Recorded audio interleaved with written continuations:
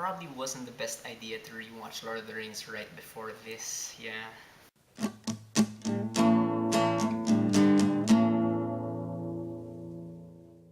The Hobbit, An Unexpected Journey is once again directed by Peter Jackson, co-written by him, Fran Walsh, Philippa Boyens, and now Guillermo del Toro, and stars Martin Freeman, Richard Armitage, Ken Stott, Sylvester McCoy, and some returning actors from The Lord of the Rings, Ian McKellen, Hugo Weaving, Christopher Lee, Kate Blanchett, and Andy Serkis. And in The Hobbit, An Unexpected Journey, Bilbo Baggins is recruited by Gandalf the Grey to join the Company of Thorin Oakenshield, this group of 13 dwarves who are off to the Lonely Mountain in the kingdom of Erebor to reclaim their land. And this land was taken ages ago by the dragon Smaug.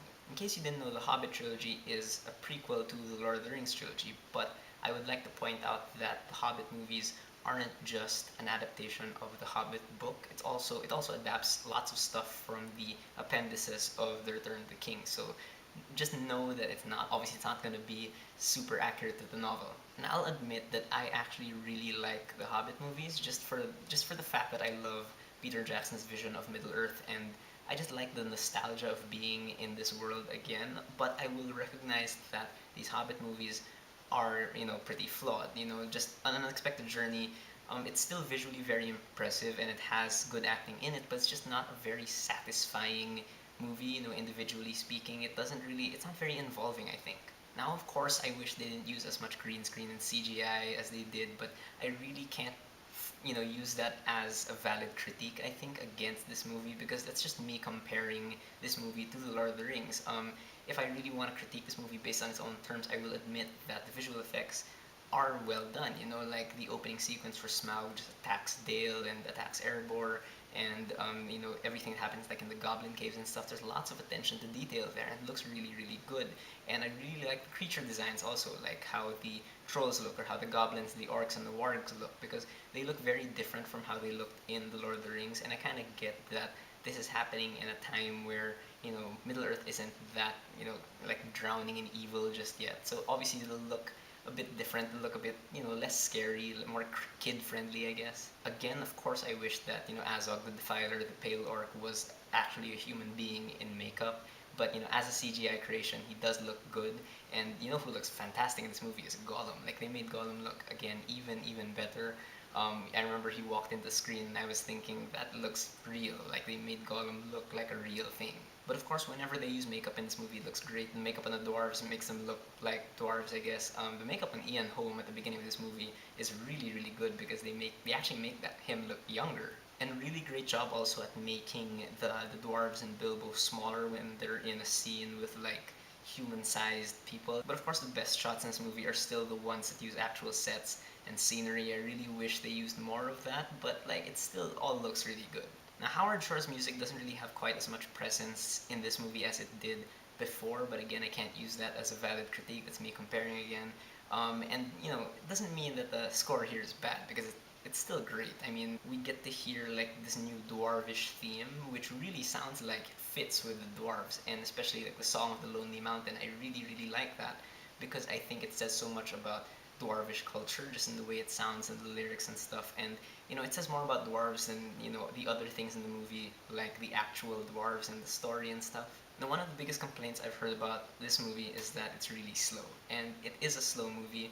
But I personally am not so bothered by it, because it helps us reacquaint with Middle Earth. I think they spend a lot of time just deepening the lore, and I'm just a sucker for that, I guess. And in terms of characters, there are two characters here that I really, really like. First of all, you've got Bilbo, obviously, who I think he's fleshed out so well here. I think the cool thing about Martin Freeman's Bilbo is that he feels like the old Bilbo, and he feels like Frodo and the other hobbits, but at the same time, there's aspects about him that aren't like anything we've seen in hobbits before. So he still feels like a hobbit we've come to know and love, but at the same time we're discovering new things about him still. The other character I really like in this movie, of course, is Thorin Oakenshield, who is the leader of the dwarves.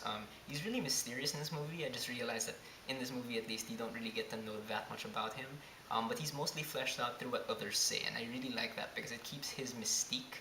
But at the same time, like, you just hear about how great he is from everyone else. And in terms of acting, I swear, Martin Freeman, in my opinion, is probably the best thing about this entire trilogy. He is one of the best actors in the entire Middle-earth saga, and like Lord of the Rings has a lot of great actors, but I think Martin Freeman is just right up there with them because he just really becomes Ian Holmes Bilbo. Like if you don't think they look alike, like just the way Martin Freeman acts really makes him seem like he's Ian Holm.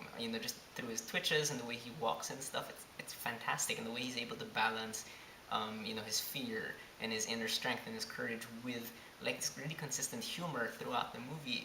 He really turns Bilbo into his own kind of creation.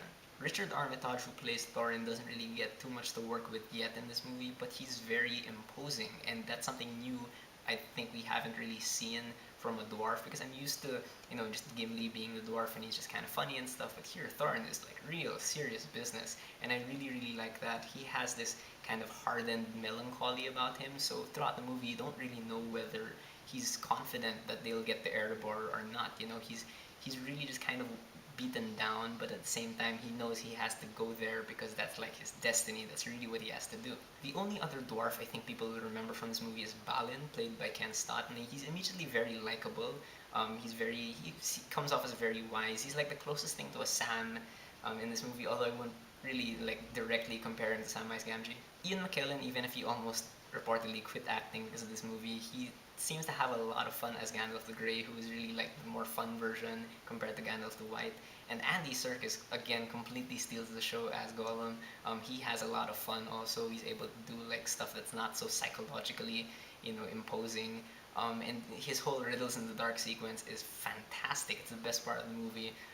Even if it's just him and Bilbo like trading riddles. Peter Jackson still really knows how to make this world just feel like a living, breathing place, and it's just so rich with lore, I think, and he really knows how to put lore into his movies. It comes off as very accessible, it's very believable. When he starts talking about, the mythology and whatnot, it doesn't feel alienating to the audience, and he still definitely hasn't lost his touch with the fight scenes, because I think the fight scenes are great in this movie. They're not as dark as they were in Lord of the Rings. They're definitely like a very different flavor, but they're very frantic. They're very exciting, even if they're like kind of smaller skirmishes against like the trolls, against the wargs, against the goblins, against Azog and the orcs. But then we get to my problems about the movie. First of all, I can acknowledge that while I like all the world building and stuff because I'm just a sucker for it, I can acknowledge that a lot of the world building doesn't really amount to anything that helps the movie. Like you can tell they could have cut a lot of stuff out of this movie and would not have made a difference, because to me a lot of the big scenes here, a lot of the set pieces really just seem to function as occasions wherein the dwarves will, find a reason to lose their faith in Bilbo, only to have them regain that faith at the end, and just keeps repeating this pattern. So like when you reach the end of the movie,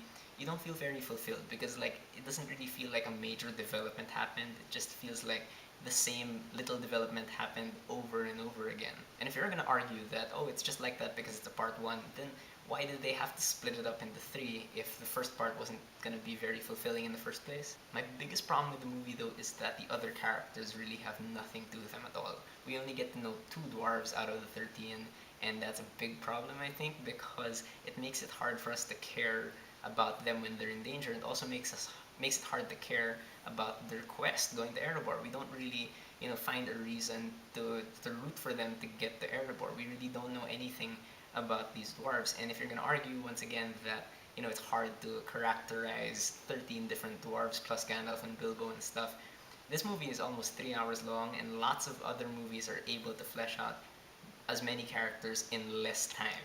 And if you're gonna argue that this is what the source material is like, then maybe it just wasn't a good idea to adapt this book into a movie, because just because it worked in a book doesn't mean it's infallible and should work for a movie. There's tons of exposition in the dialogue that really kind of robs a lot of the emotional core from a lot of these conversations, and Peter Jackson, like, it starts infusing a lot of humor into this movie, and like some of it works, a lot of it does not for me. Like it just comes off as really strange. So I would say that The Hobbit: An Unexpected Journey is just an okay movie, even if I admittedly still really like it. So what did you guys think of The Hobbit: An Unexpected Journey? Did you love it? Did you hate it? Whatever you thought, whether you agreed with me or not, please leave me a comment. Let's have a conversation.